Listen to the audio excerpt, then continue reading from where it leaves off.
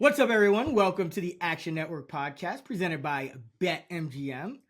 I'm your host, Chris Raybon from the Action Network, and today we've got our NFL player projections for Week 9, aka trade deadline week. And as I bring in one of the most accurate fantasy football rankers in the biz, the odds maker, Sean Turner, I just want to let everybody know that our recording time on Tuesday is actually right in the window when the trade deadline is supposed to end. So we might get some breaking news as we are as we're recording this and have to adjust on the fly. Sean, how you feeling?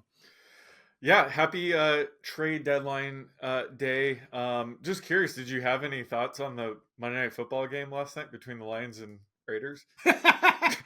I mean, I had Lions -7, and that was one of the most excruciating offensive performances I think I've ever seen in my life. I'm not even a Lions fan, and I was all worked up. I just thought Ben Johnson was trying to be cute in a primetime game. And I mean, some of the, did you see them just every time they had a 2nd and 1 on like the 9-yard line and go backwards because they're throwing like pop passes to Khalif Raymond. Their wide receivers are running and throwing more than they're catching. Like what? I was not a fan. And then you had the Raiders on the other side just stinking it up. What did you think of that game?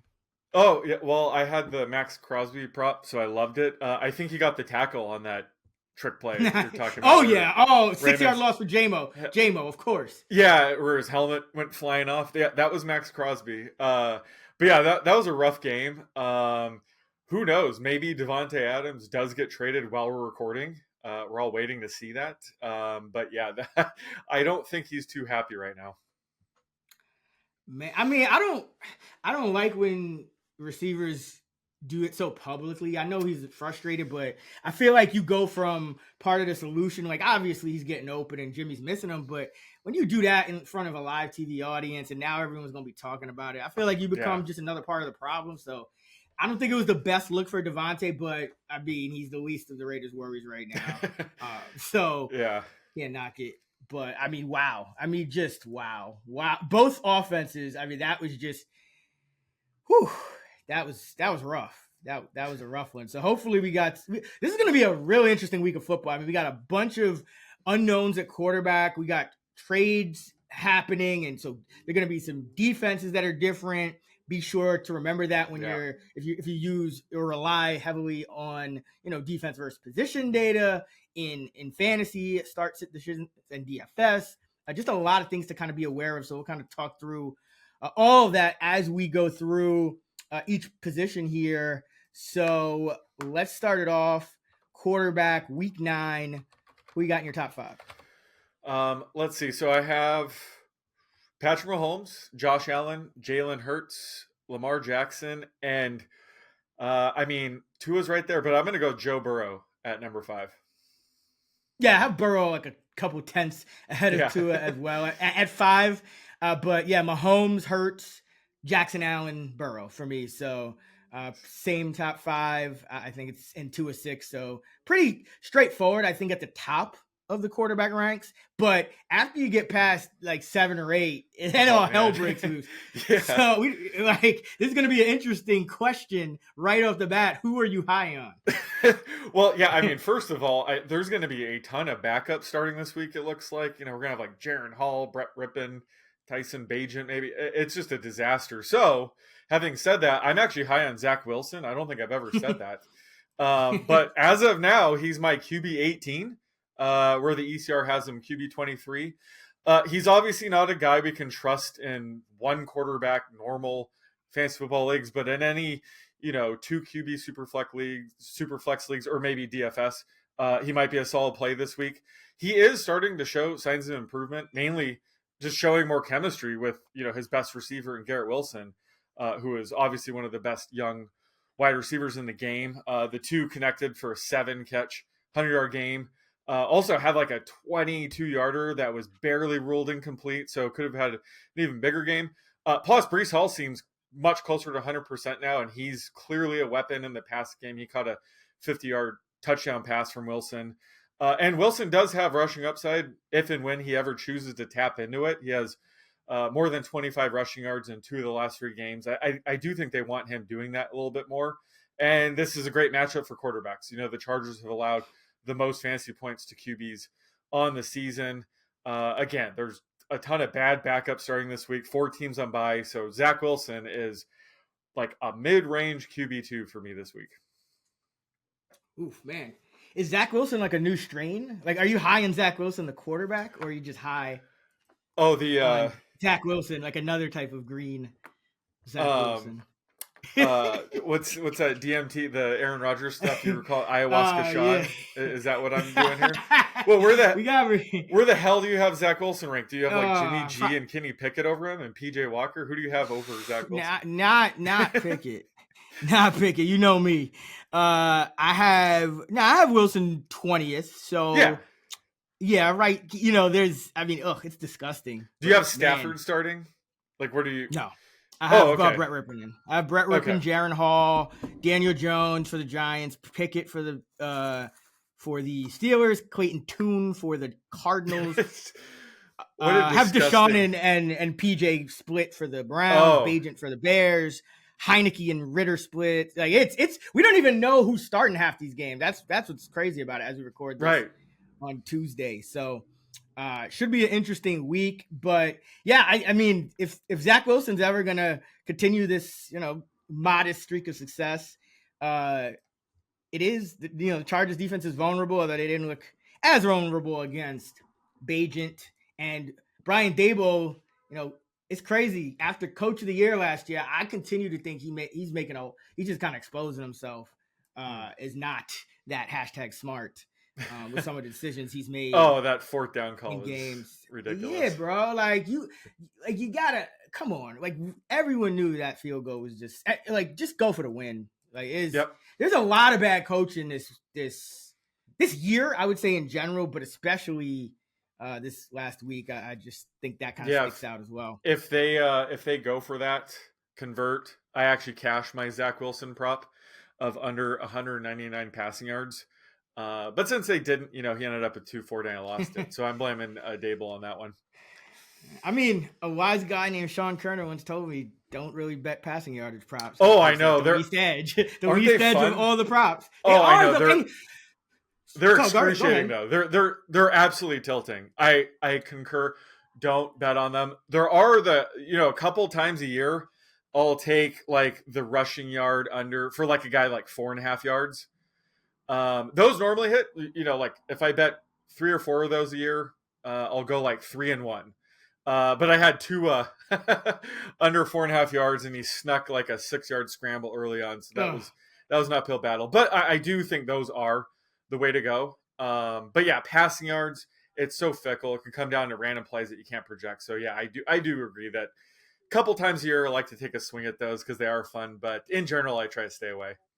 You know what we should do? We should just kind of talk through some early in the week because I always feel like when I do my initial projections, I have passing yardage numbers that are different from the market, sometimes by 20, 30 yards. And I'm always like, all right, wisdom of the crowds. Then I start looking at my expected pass rates and, all those different things that kind of go into it. And I end up a little bit closer to the market because, passing yards are obviously very important to get right the way you and I both I think do our projections. So, but I start looking at, I go back and compare them. And a lot of times, like my initial projection, like I would have just had a massive edge and the market ends up moving in the direction that I initially had it. So maybe there's more of an edge early in the week. And, by the time you go on like a Friday, Saturday night, that's when the edge is kind of right. dissipated. And I saw it like Thursday, I was looking at the Monday Night Football props, every prop, and Goff's passing prop was like 284, and I was going to ask you like, what do you have for him? And then by the time I'm on Green Dot Daily, it was like 265. So I agree. I think getting these openers is the way to go if you can, because that's obviously when there's a ton of value. But especially with these passing yard props, I've seen them swing like 10, 20 yards times. Yeah, I was looking at the Jimmy G prop because I also love to look at passing yards props just to get an idea of what the market's thinking anyway. And like Jimmy G's prop opened like 257, and I was like, how? Like, where are we getting Yeah. these yards that, like, like, where are we getting? I know they have Adams, but like I had it in like the 230s, and then like I'm like, nudging it up, in Monday, so you have more time to like overthink it. And then lo and behold, what did he finish with, like 120 or something like that? Yep. Played the whole I game was with too. I was thinking the same thing. We need to just start locking these in early in the week. Yep. But it's hard. We're usually doing other things. On another side note, then we could move on. Our dart throws, we need to start just betting on their anytime touchdowns. I think like 5 or 6 of them have scored over the past 2 weeks. So, my guy Darrington in there, and you got like you had a streak of like 5 or 6 in a row. Yeah, I know. Wait, we should just be betting on their touchdowns, because that's kind of what we're doing. But yeah, we need to start doing that, a little more of that. Yeah, shout out to my boy Chris Thompson. He does that. Him in our group chat, he definitely, like, every time I give out like a dart throw or you give out a dart throw, he bets. He'll put him in a DFS lineup, but he'll also bet the anytime. So yeah, that's definitely a sharp move. All right, let's. Who am I talking? Oh, so yeah, I am high on, and probably the first time I've said this guy's name as well. So this year in terms of being high, but Jordan Love, I have him as my QB 9. He's QB 15 in expert consensus, and listen, Jordan Love has kind of been what I expected. A little bit sloppy. The some of just the fundamentals haven't quite been there. I don't think the coaching is as great as we thought in Green Bay.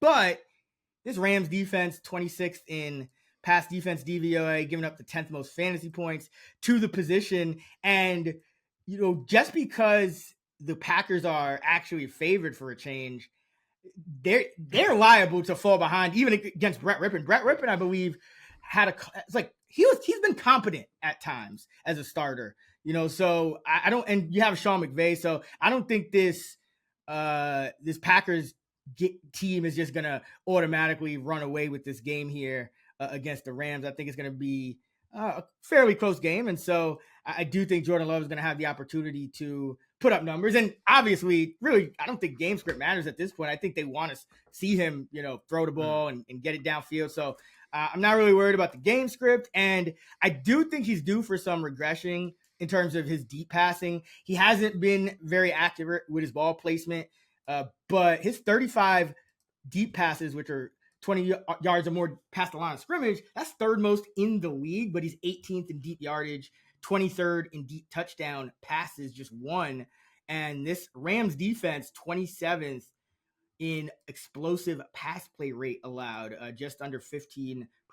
Also, the Rams 26th in pressure rate. They were getting to Dallas early last week, but it really hasn't been consistent in terms of the Rams generating pressure, especially if it's not Aaron Donald. So I do think Green Bay is going to have some opportunities here in a game. Maybe they finally get this ship right, but I'm not sleeping on Love and company this week. He's probably going to have his healthiest collection of skill players. Watson, I still think there's a lot of development that needs to go on with Watson, but Dobbs is playing well in the red zone. Jones is another week healthier. So I do like me some Jordan Love, have him as a top 10 quarterback on this ugly streaming week. Yeah, I mean, are you high on Jordan Love or some pink stuff? I don't know, but yeah, you stole him from me. I was actually going to use him. I actually do think he's in play as a streaming option because it's such a bad week. But I do agree. I think like the way they're using Christian Watson is bizarre. He's just more of like a situational deep threat right now. Hopefully they can get him more intermediate targets and stuff. He's just so explosive with the ball in his hands. Luke Musgrave wasn't right, so hopefully he's closer to 100%. But I do like Love here. He's my QB 12, so again, I think he could be a solid streaming option this week. Yeah, like it was. I mean, you gave out Zach Wilson, I gave out Jordan Love, and it could have got even uglier because if I wasn't gonna go Jordan Love, I was gonna go Derek Carr, and you know how much. You know how much disdain I have for Carr, though playing better. But I think that was just that facing that cover 3 Bradley defense. You knew the Saints were gonna have a big game, but they are putting up some big yardage totals over the last few games, so maybe they could keep it going.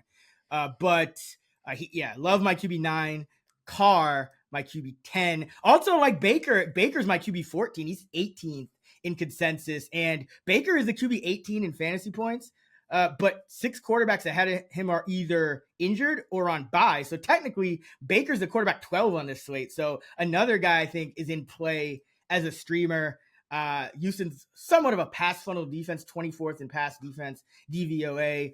but 15th against the run. And Tampa Bay's 71% pass rate over the last 3 games, highest in the NFL. And I read a quote that said, I think it was Mayfield saying, we just have to realize we aren't a run first team. They just cannot run block for the 2nd year in a row. So Houston's given up the 12th most fantasy points to quarterbacks, despite an NFL low in passing touchdowns allowed. So Houston's defense due to regress when you're bottom 8 in DVOA and you've given up the fewest passing touchdowns, then I do think there is going to be some regression there for Houston's defense. So sneaky little shootout potential, Houston, Tampa Bay. Yeah. So like Baker in that one. And you're low on Carr, I see. So let's talk to me about this one. Yeah, well, it's just a way to talk about this whole streaming tier because, I mean, we have Minshew, Sam Howell, Stroud, Love, Baker, Carr, Bryce Young, and Mac Jones. Really in that streaming tier where, again, this is one of those weeks I have like 1 point separating all these guys from like QB 9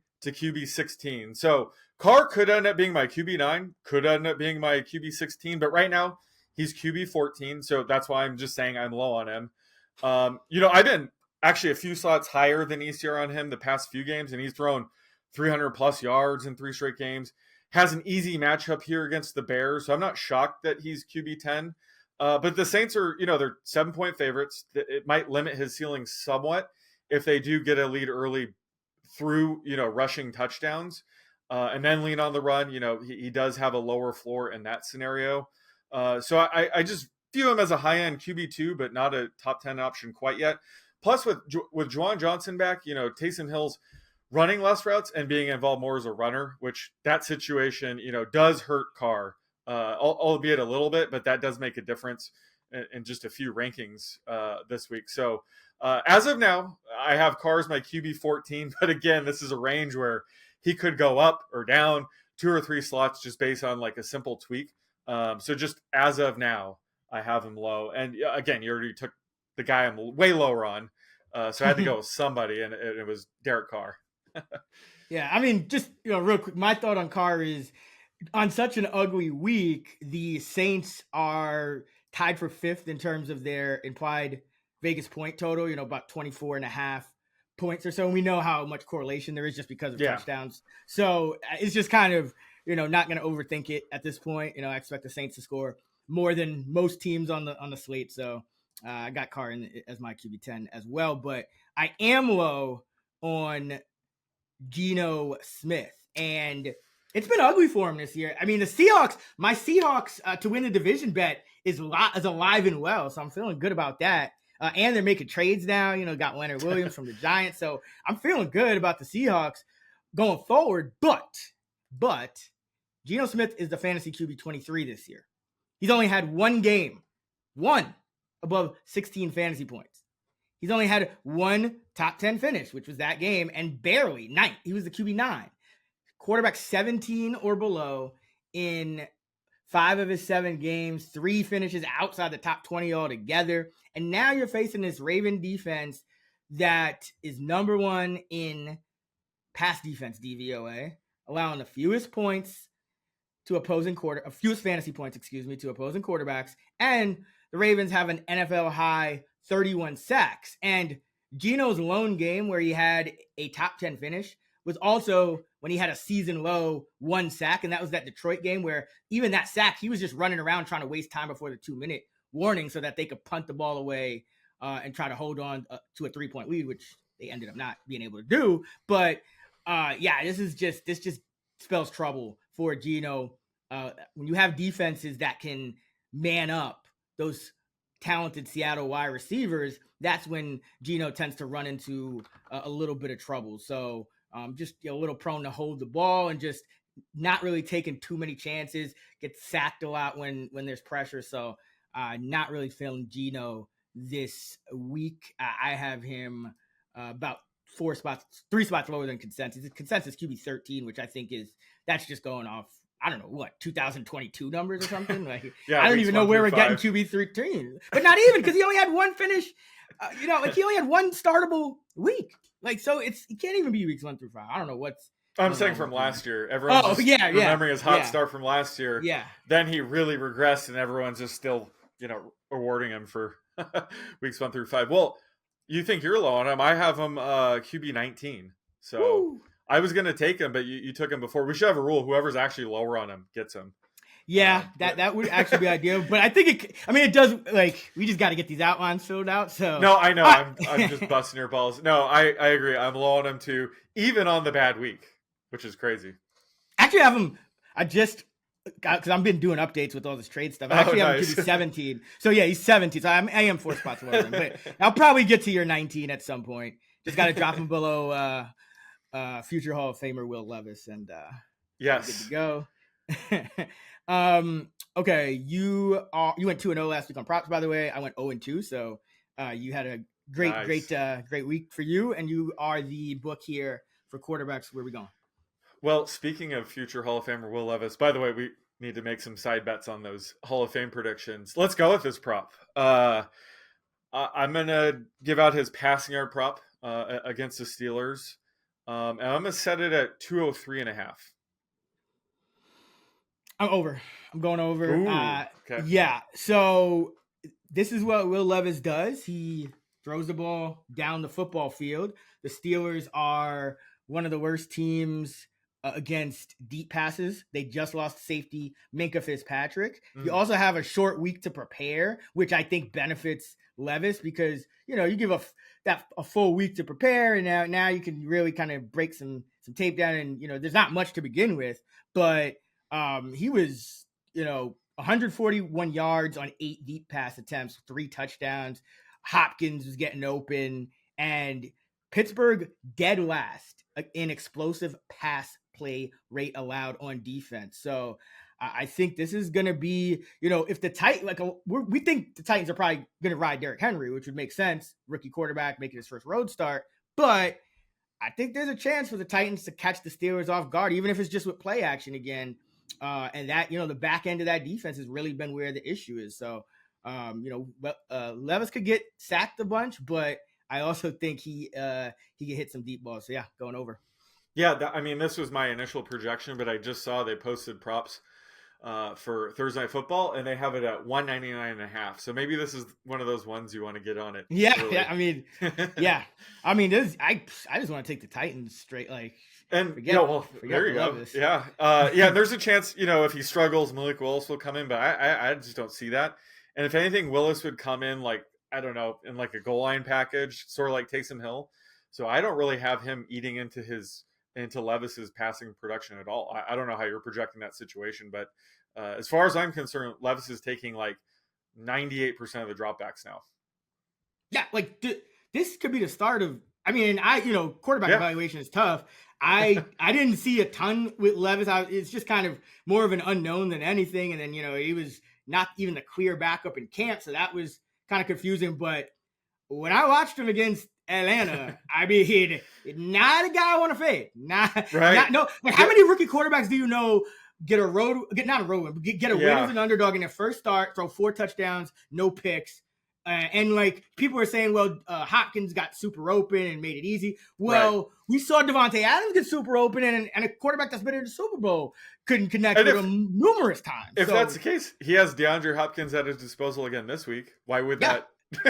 Why would that be a bad thing? But I remember Justin Herbert. That was the COVID year. There wasn't a preseason, and then he took over for Tyrod Taylor.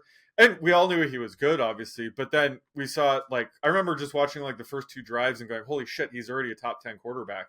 Were you getting any of those vibes at all from Levis? Or we, get out of but I wouldn't say top 10, but I think Herbert, yeah. I think Herbert is actually a good comparison where it's it's a little bit raw. It's not always going to be pretty, and he might end up being a 500 quarterback at the end of the day. But he could put up some numbers, and he's going to hit some deep passes. And remember Tannehill when they took over, and how it was just such a shift for the Titans, and they never looked back. And the rumors we're hearing is that they may have held off on having a complete fire sale because of how well Levis played in that win over Atlanta. So now you're sitting here, and you're looking at 3 and 4 in an AFC where there's wild card spots up for grabs, and a somewhat fairly weak division as well. So yeah, I think I think they're gonna keep riding Levis, and I wouldn't be surprised to see him hit some deep shots against this Steeler defense that struggles with explosive plays and has to prepare on a short week with no Minka, which is it's tough. I mean, Porter's been great, so he'll be an asset, but like the back end is going to be an issue, and I'm sure they'll figure out a way to take some shots there. All right, let's go to running back. Who you got in the top 5? Yeah, so first of all, this is a pretty brutal week for bye weeks at running back. You have Christian McCaffrey, ETN, Gibbs, and Montgomery on a bye. By the way, Gibbs finished as the RB2, so we both there we go. Right. So yeah, right now it's pretty wide open. I have number 1 Alvin Kamara, and then I have Saquon Barkley, Josh Jacobs, Austin Eckler, and DeAndre Swift. Ooh, Swift, spicy. I have Barkley, Kamara, Eckler, Joe Mixon, number 4. Nice. He's been getting all of the work in that Bengals backfield, and Jacobs 5. So okay, very close. Not too. Yeah. Where do you have Swift then? Let's see. I think like more in like the back half of the top 10. Oh, okay. Exactly it's pretty close. The top 10 is wide open actually. Actually, I have an RB12. Oh, okay. RB12. Philly, going against a good defense. Yeah. And could end up having to pass a little more in Swift, even though he is like pass catching back. It's AJ Brown is just dominating targets there. So, you could get a little game script dependent at times with Swift these days. So, yeah, a little lower on him. But who are you? Oh, yeah, who are you high? Well, it sounds like we're on the same page here. I'm high on Joe Mixon. He's my RB6, so I guess you're higher on him than me. Consensus is RB14 right now, which is wild if you ask me. But he's coming off a great game against the Niners. He's going to benefit a ton from Joe Burrow looking closer to 100%. He needs the offense to be good in order to thrive. So that's good news going forward. This is, a tougher matchup on paper against the Bills, but their defense definitely has taken a step back with Daquan Jones and Matt Milano on IR. They've allowed rush attempts of 10 or more yards at the 3rd highest rate in the league. So this is a beatable defense for running backs. So yeah, I'm right there with you. I think Mixon, especially on this week where there's a ton of good running backs on bye, he's definitely like a mid-range RB1 option. Yeah, absolutely. Love Mixon, and he's looked fine too. It's not, everyone's like, oh, he's just washed or whatever, but it looks fine to me. Bengals starting to play better and better. Great win against the 49ers, so I like it. I am high on Zach Moss. Even with Jonathan Taylor back in, as much as they keep saying, we're going to give Taylor more work, this coach team is just very running back reliant. And so I think these guys are going to continue to both have value most weeks. And so far, Moss has been out carrying Taylor since Taylor returned by 15 carries. Now, if you take out that first game, Taylor came back. So only the last 3 games, he's only got 2 fewer carries than Taylor. And Taylor has never had more than 1 more carry than Moss in a game. Crazy. Both of them have had 6 opportunities inside the opponent's 10-yard line since Taylor returned. Moss has actually done a better job at converting touchdowns, and he had the final 2 carries for the team inside the 5-yard line a week ago. So, Steichen is having to answer questions about, Taylor and why don't give him more work. But he said, hey, like we have specific things for both of these guys. We're riding a hot hand, and both of them are going to be involved in the game plan on a weekly basis. So I like both of these backs, Taylor and Moss, to produce top 20 value against a Carolina Panther run defense that is dead last in DVOA and is somewhat of a run funnel as well, because they're average against the pass 15th, but dead last against the run. And the Colts, they're not the Texans. They can run the ball. So like me some Zach Moss, have him inside the top 20. Consensus has him just outside the top 20.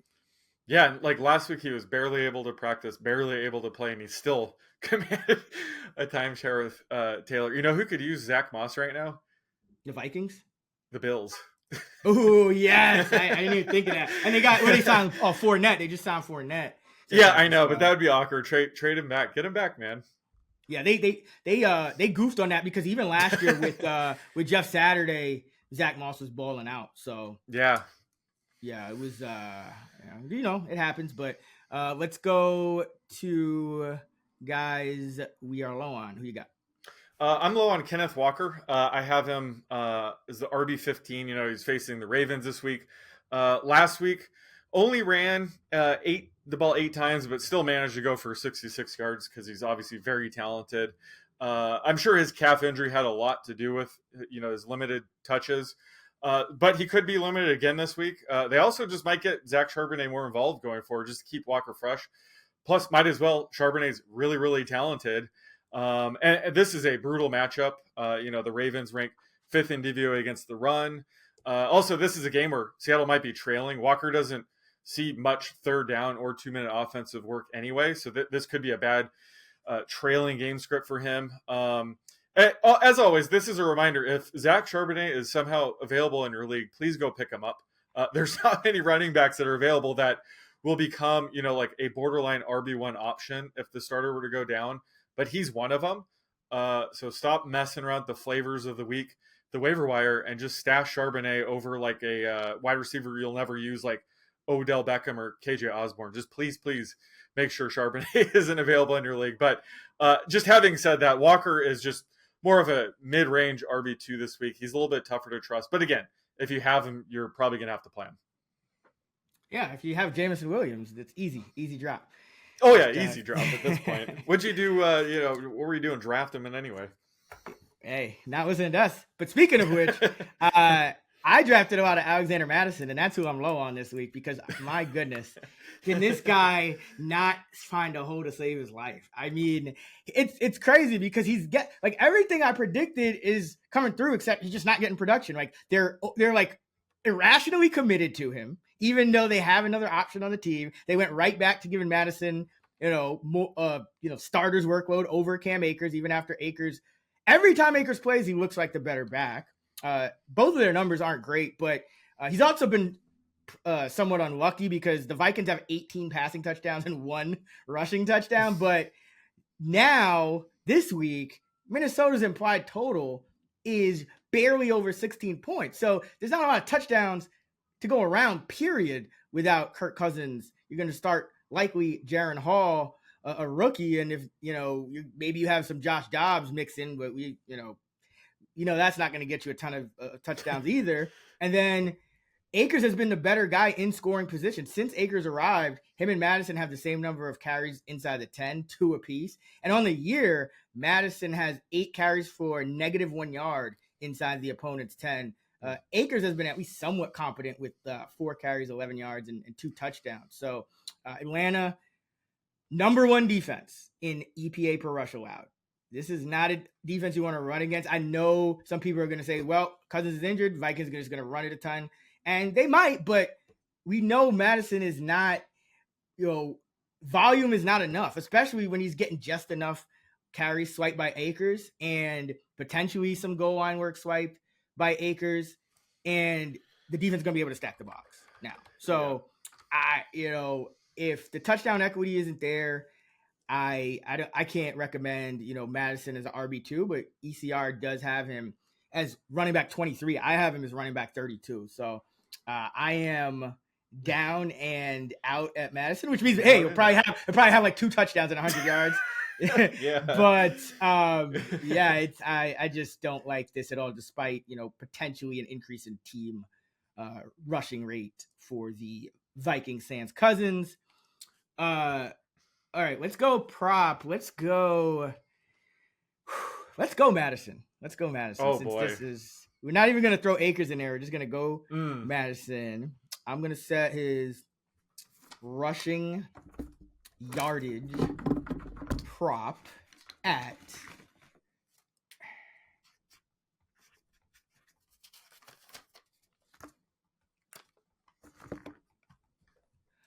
40.5. I wrote down 42.5. So I guess I will go with the over here. Barely. I don't love it. They have been a nightmare trying to project week to week. It's almost like whoever is the least efficient back, they just start giving more work to.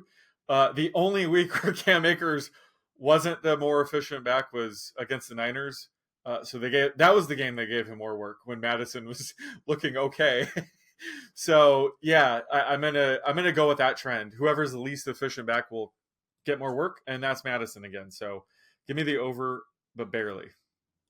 Yeah. Another like what a confounding backfield. I mean, it's funny because Ty Chandler, I thought that height was like silly, but at this point, from what I've seen, I feel like Ty Chandler should get some shots in that backfield as well. So I really don't know what KOC is doing out there, man. But yeah, hey, well, I am not a coach, and Nwango is questionable. I think he Wangu, yeah. He's going to return kicks, so they'll get him touches that way. I hear that, I guess, KOC's offense is pretty complex, which is partially perhaps why Madison is getting so much work. Because remember, last year, Madison got a lot less work than everyone thought behind Cook. So it might just be one of those situations where it's like you just cannot learn the offense in a year. I don't know, man. I mean, that's what I was saying with Madison. It's like, I don't know if he's good enough to hang on the job, but I don't know who would leapfrog him. It reminded me of Mike Davis, a few years ago when he was being drafted as an RB2. I was like, I can't draft him, but I don't know who's going to leapfrog him. The whole time it was Cordell Patterson.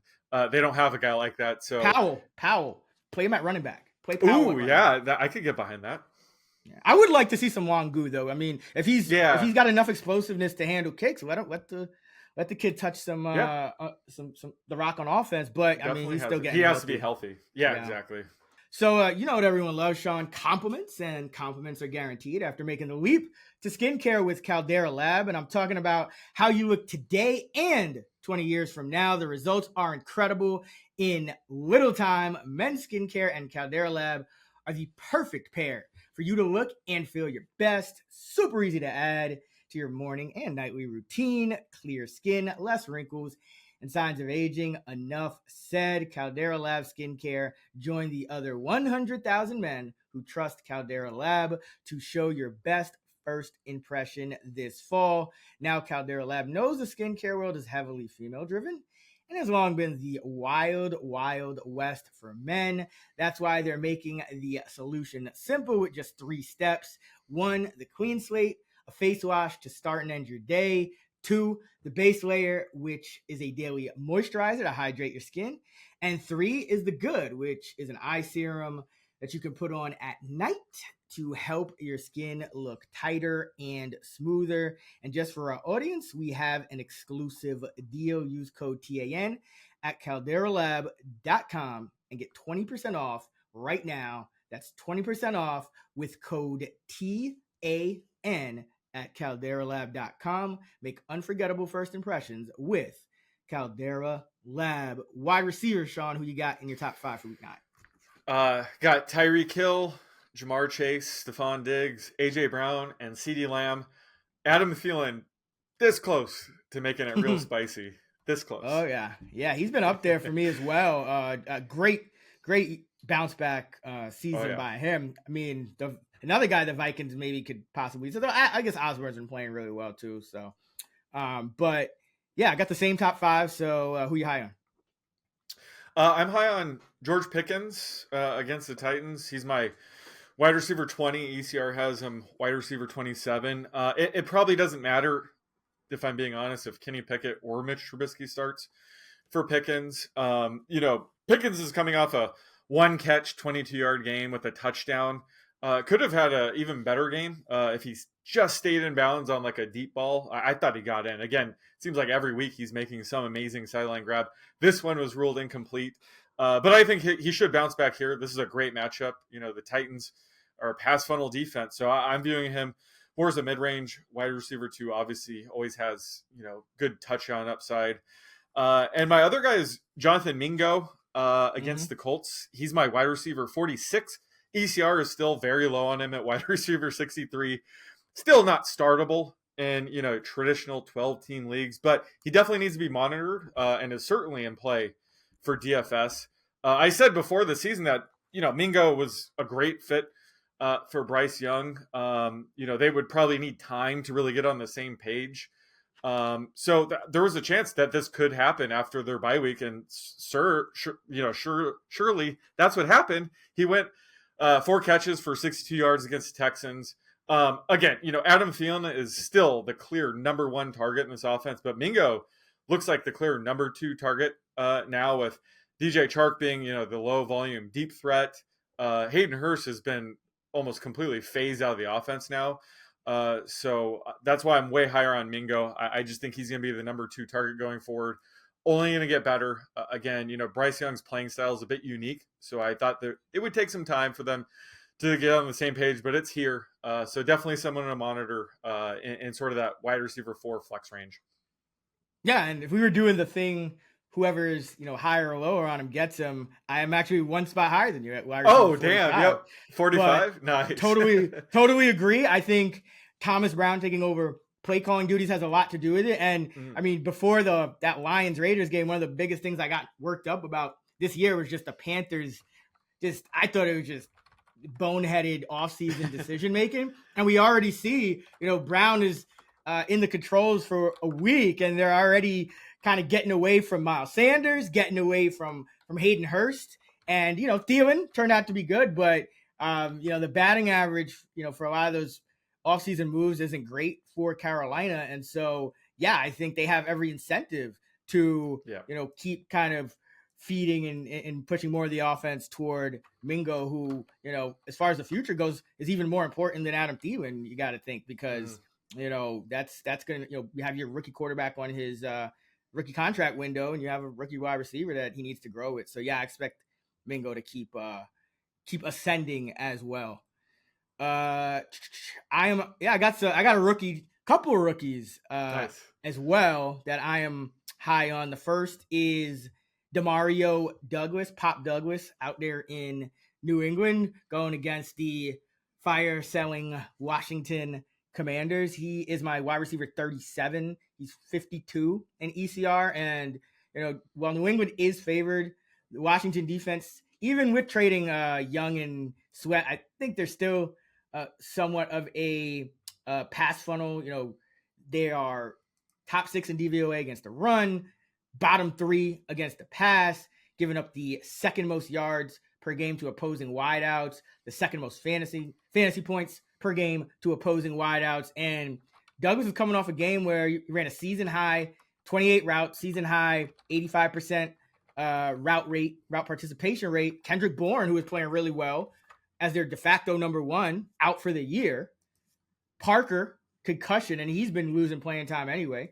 Tyquan Thornton's been a healthy scratch. Boute's been a healthy scratch since week 1. And so Douglas, really, there's no competition. And he's had 4 more catches and 40 or more receiving yards in all 3 games where he's ran at least 15 routes. And he's had 27 and 28 the last 2. And among 100 wide receivers that have run at least 100 routes this year, Douglas already top 20 in target rate, 24.3%. That is excellent. He's smack dab between Mike Evans and CeeDee Lamb. So, obviously that'll regress as he gets more playing time, but he is, I've thought he's been their best receiver for most of the year. Now, Kendrick Bourne has had some big games, so maybe we'll give Bourne the title for now, but I wouldn't be surprised if by the end of the year, Pop is looked at as the Patriots' top wide receiver.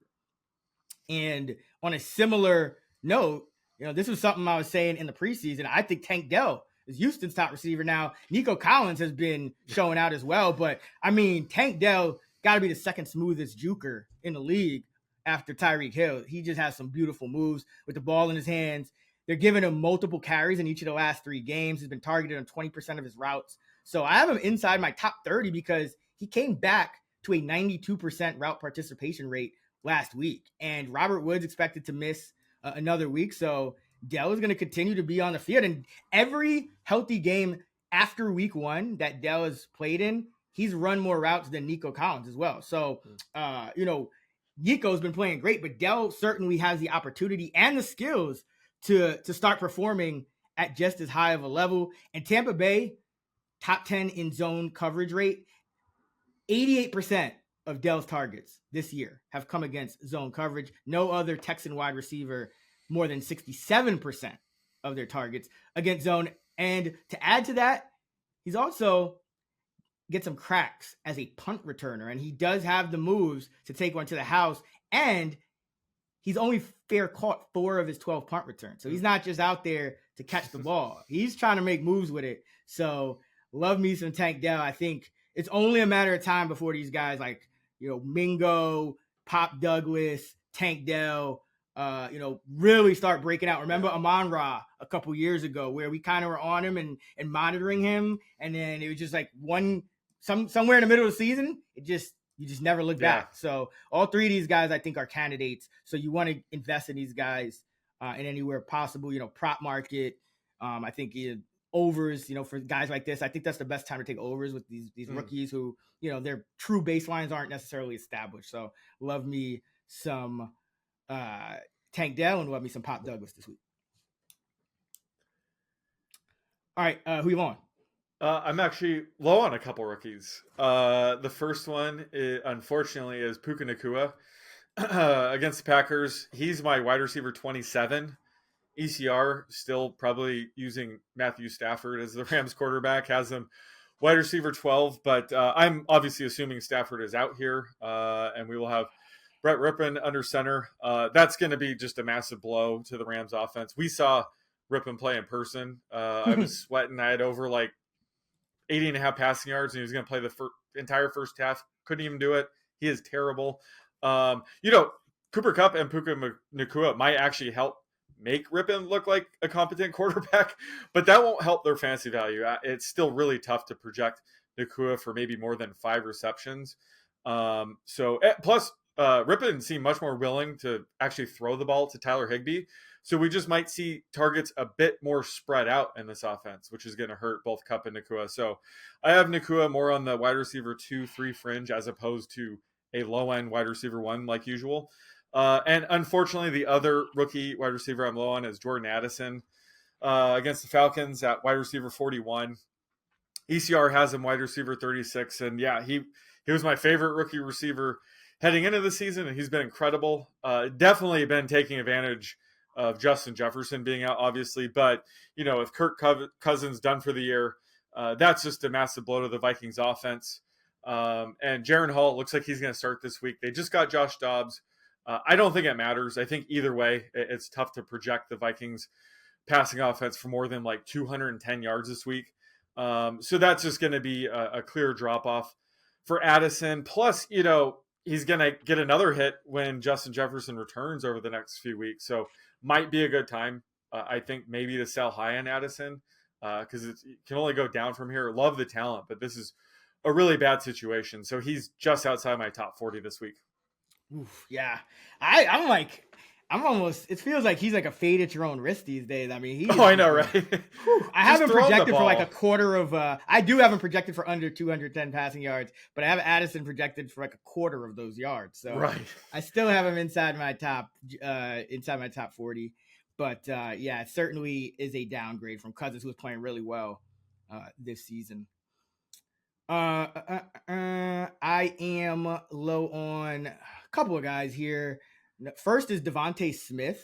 I have him as my wide receiver 32. He's wide receiver 13 in ECR. And in the last 6 weeks, he's had a couple of top 24 finishes, but he's also had those sandwiched by finishes of wide receiver 71, wide receiver 99, and 2 wide receiver 44 finishes. So this is something we talked about in the offseason, how when you have everyone healthy, especially Goddard, Smith has been a lot more boom bust. Dallas is the man heaviest team in the NFL right now, and Smith just 1.3 yards per route versus man compared to 1.7 versus zone, and AJ Brown's at 4.3 yards per route against man. So he's almost tripling up Smith here, and we've long known that to be the case. AJ Brown's just gonna he's dominating everything these days, but generally Smith will take a back seat against these kind of defenses, and it doesn't hurt that Dallas is allowing the second fewest fantasy points to wide receivers, the fewest receptions per game to wide receivers, the second fewest yards per game to wide receivers. So I think this is one of those weeks where for a boom bust guy, I think he's a little bit more or a lot more likely to bust than boom this week. So I think there are better wide receiver 2 plays, and ECR still hasn't ranked as a high end wide receiver 2. I just think that's pushing it with such a volatile player here. Another guy, Josh Palmer. He had that great run, 4 straight games where he finished no lower than wide receiver 37, but that came to end last week. He was the number 77 wide out, and I don't think we should just expect him to bounce back now just because, he could be another week removed from the injury. I know he left the game at one point, but this Jet team is great against wide receivers, allowing the fewest targets per game to wide receivers at just under 15, the fewest touchdowns to wide receivers, just 1 on 104 targets and 741 routes faced this year. And the Jets are number 1 in DVOA against number 2 wide receivers, specifically allowing the fewest schedule adjusted targets per game to number 2 wide receivers, the fewest schedule adjusted yards per game to number 2 wide receivers. And that's because you have DJ Reed, who's top 10 at PFF, Sauce Gardner, who's 11th at PFF out of over 100 cornerbacks in PFF grade. And you have Palmer, who, unlike Keenan Allen, is not really escaping those guys to the slot. Palmer's 70% of his snaps are out wide. And, Keenan Allen is going to take most of those slot snaps for the Chargers. So low on Palmer. He's my wide receiver 38. He's 32 in ECR. And one more guy, most people probably won't be thinking of starting him, but I'm still perplexed to see just how high he was in expert consensus rank to open the week. And that's Michael Gallup. He is the wide receiver number 46 in ECR. He's my wide receiver 63. Last week, he ran 21 routes to Jalen Tolbert's 18. And I know it was a blowout, but that's a concern coming off the bye because Dallas, they kept going and they kept kind of pouring it on. And, Gallup 51% route participation, Tolbert 44%. And that's something that, a lot of people that follow the team are kind of calling for because Gallup has really struggled this year to gain separation and hasn't really looked fully back from that injury, even though he, in the offseason, he said he was. He's failed the top 25 receiving yards in all but 2 games this year. He's been the wide receiver 67 or worse in 5 out of his 7 games played this year. So Michael Gallup needs to get out of that top 50 and quick. Agree. Yeah, I'm with you on Devontae Smith. I was like minus 10 or lower against ECR last week. Of course, got burned. He just blew up. But again, I'm under 10 slots again on him this week. You just got to stick with it. Like you mentioned, like he's been pretty erratic. Obviously, the blowout games are going to come, but he has a much, much lower floor than people we're obviously hoping for, drafting him almost as like a wide receiver 1, in August. Yeah, and that's with Jalen Hurts putting up great passing numbers, Yeah, volume wise. But it's just AJ Brown's just absurd. Yeah. I mean, man, there's some fun guys to watch right now. Tyreek Hill, AJ Brown, right at the top of that list. Yep. Where are you going for the prop? So I'm actually taking both of the guys that were low on, combining them together. Who's going to have more receiving yards out of these 2 guys, assuming Matthew Stafford is out? Devontae Smith or Puka Nacua? Ooh, that's a good one. Good luck with this one. I couldn't pick. So I'm going to let you decide. I'm looking at my projections right now just to get a sense of... And you have Stafford out completely? Yeah. Which will help? Okay. I will say I do have Rippon projected probably one of the better backups in terms of yardage because I feel like he just kind of lets it rip and like he'll throw a ton of interceptions. Pun intended. But yeah, right. I am going with, you said more yardage? Yeah, just receiving yards. Do we have a favorite or like who's minus and a half? I'll make Smith. No, it's just a pick 'em. If they tie, they tie. All right, I'll go Nacua because I have him about 5 yards over still because I think what it is Cowboys obviously great defense, great against wide receivers, and the scheme favors Brown, not Smith. But this Green Bay defense just traded Rasul Douglas, I believe it was. So they're kind of in sell mode on the defense. I think Jair. He'll probably see some time on Nacua and some time on Kupp and, maybe even more on Nacua. But I just think this Green Bay defense is a little bit more exploitable than Dallas. Yeah. So I'm going to have to go Nacua here and hope Brett Rippon just kind of balls to the wall and doesn't really care. Yeah. Just, I does what he does. I agree. I think the thing I'm leaning on here is Higbee's target share going up just a little bit. Rippon was targeting him pretty heavily, and I feel like Higbee always goes off once everybody's off him, Yep. myself included.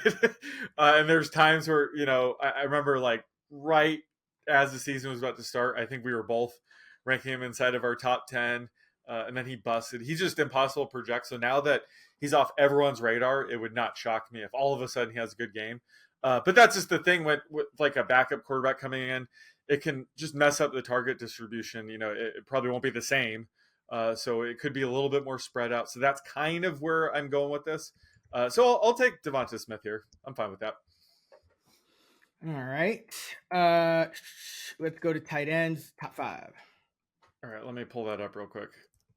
Definitely changing. The trade deadline passed. We didn't really see much other than Donovan Peoples-Jones going to the Lions. So pretty uneventful, if you ask me. Okay, my top 5. Travis Kelce, Mark Andrews, Jake Ferguson, TJ Hawkinson, Darren Waller. Get Darren Waller out of there. I'm going to go with Dalton Kincaid as tight end 5. That's more fun. That's hilarious. Yeah, Ferguson's my tight end 6, so I can't. Oh, okay, nice. But I do have Kelce, Andrews, Hawkinson, Kincaid, and Goddard is in my top 5. So pretty standard for me. Who you high on? Where do you have Taysom Hill real quick? Ooh, a good question. Because he's got to be top 10 now. Like, this is ridiculous. Tight end.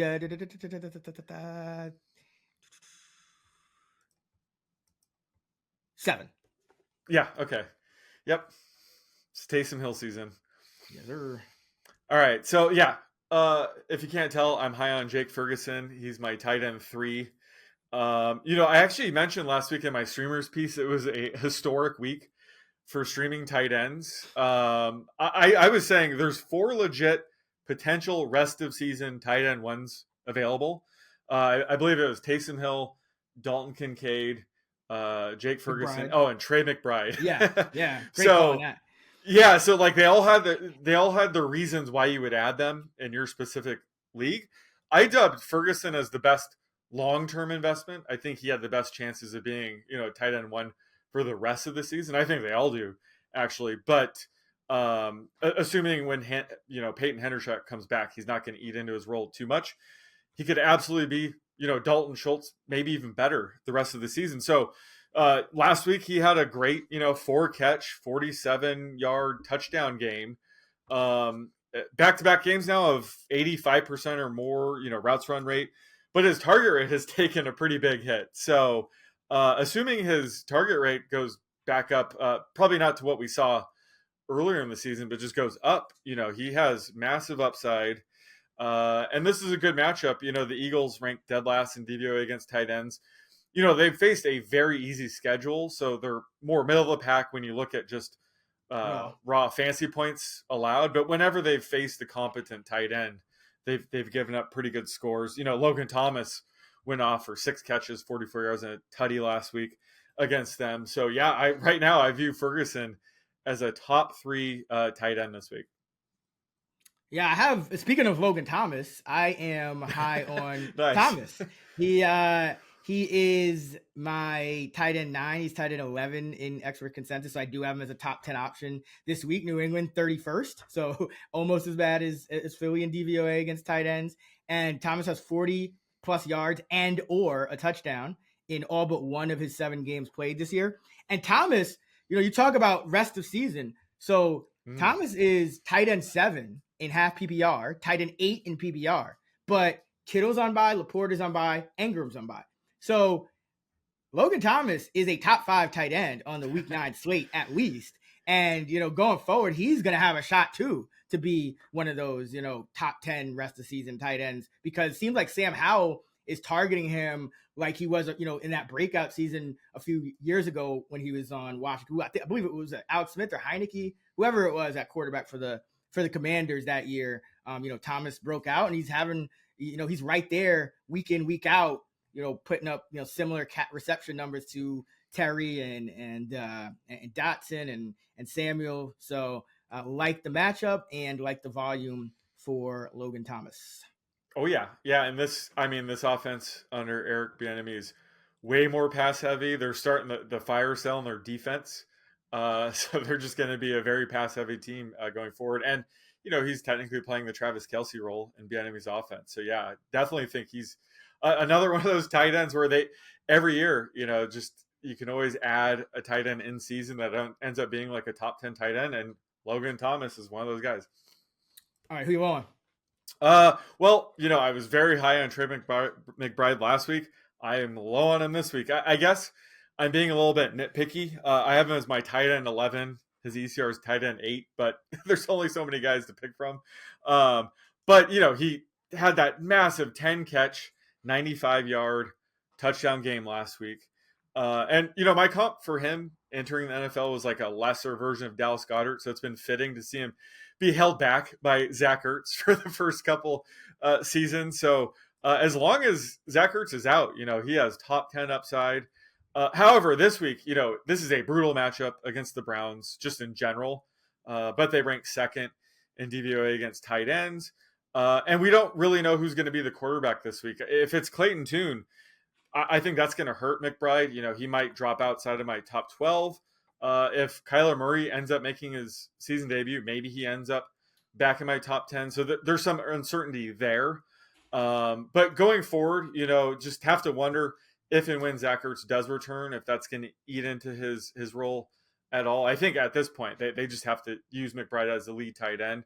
But just keep an eye on that once Ertz returns, it could make McBride more of a high-end tight end too. But yeah, this week I'm just a little bit lower on him than ECR. Yeah, no, it's a brutal matchup. It makes sense, but at least he's getting pretty much all of the snaps, which you always like to see because that is rare for tight ends. I think his route participation rate was 88%, so he does have that working for him. But tough matchup, and I'm lower than ECR as well. I'm lower also on Kyle Pitts this week. You have obviously some quarterback issues as well with the Falcons, even though there's not no one's I don't know, maybe Ritter was hurt, who knows, but hasn't been playing well, so you might go to Heineke, and who knows how that's going to affect everything. But you are facing a Viking defense that's held 5 of the 8 tight ends it's faced to 5 or fewer half PPR points, and the Vikings are allowing the tied for 4th fewest receiving yards per game to tight ends at just over 36, and that's despite facing Kelce, Kittle, Goddard, and Cole Kmet already. Kyle Pitts has seen a decline in usage, even though he did have a couple good games within the past month. The first month of the year, he was running a route on 89% of Falcon dropbacks. Over the last 4 games, that number has gone down to 66, and it's been a consistent 66, not like 91 game and then way down and then back up. It's been in the mid 60s pretty much week in, week out. And with tight ends, the fewer routes you run, especially on a team that is favored and really doesn't like to pass if they don't have to, this could get ugly for Kyle Pitts. He's finished as a top 15 tight end in only 2 of his 8 games this year. So another guy similar to Devontae Smith, where we know the ceiling is high, and he could obviously hit a ceiling any given week. Maybe if Drake London is out, I think more people get behind that. But then if Drake London is out, then you could just concentrate more of the defensive attention on Pitts. So I don't like it either way. So fading Pitts, he's my tight end 13, and he's a tight end 7 in ECR, I guess, kind of anticipating London sitting out. But I think that's too high, just given the his recent route participation rate, frankly. Yeah, I can't imagine ranking him 7th. I mean, you got like, even though I'm low on McBride, I would play him over Pitts. Logan Thomas, obviously. I mean, just a bizarre ranking. Yeah, so I have Pitts tight end 14, as always. I have Jonnu Smith not far behind. I'm sure people that drafted Kyle Pitts love the fact that Jonnu Smith is basically on par with him every week. Yeah, it's just hilarious. I have Pitts 13, Smith 14, so that's where we are. But here's another fringe guy that for the prop I want to set a line on, and that's Luke Musgrave. He's been kind of quiet after he had some hype, but he's right around that fringe where I think some people would consider maybe starting him over a guy like Kyle Pitts. So let's go with his receiving yards against the Rams, who haven't been great against tight ends. I'm going to go with 33 and a half. Ooh, I had 29 and a half. I thought I think you want me to take the under. I know you want the over. I know last week, he was banged up. Could have been the main reason. He saw a low target rate. That's a good line. I'll give it to you. I'll take the under here. I'll let you have the over. I know that's what you're trying to do. Yeah, I set it a couple yards higher than, like, if I was as a book, I would have probably put like an even 30 and a half, honestly. So your 29 and a half is right there. Yeah. But I do think he's in play. There's kind of a glut of guys in that top 15 or just outside it. Dalton Schultz, another one. Like, there's a glut of these guys. So it's going to be important if you are streaming. So be sure to check our ranks as the week progresses. But yeah, right now I have him right on that fringe. And I'm glad we take that over. But that's going to do it for our Week 9 NFL Player Projections episode of the Action Network podcast presented by BetMGM. For more great fantasy content from Sean and I, be sure to check out our full fantasy preview episode out right now over on the Fantasy Flex podcast. And if you're into betting, me and Stucky's betting preview episode right here drops every Thursday. Also, be sure to check out our Discord, link in the episode description, actionnetwork.com for all of our NFL fantasy and betting content, and fantasylabs.com for our DFS tools and models. Follow Sean on X at @_oddsmaker. I'm at Chris Raybon, and we're at those same handles on the free award-winning Action Network app. Until next time, let's get this money.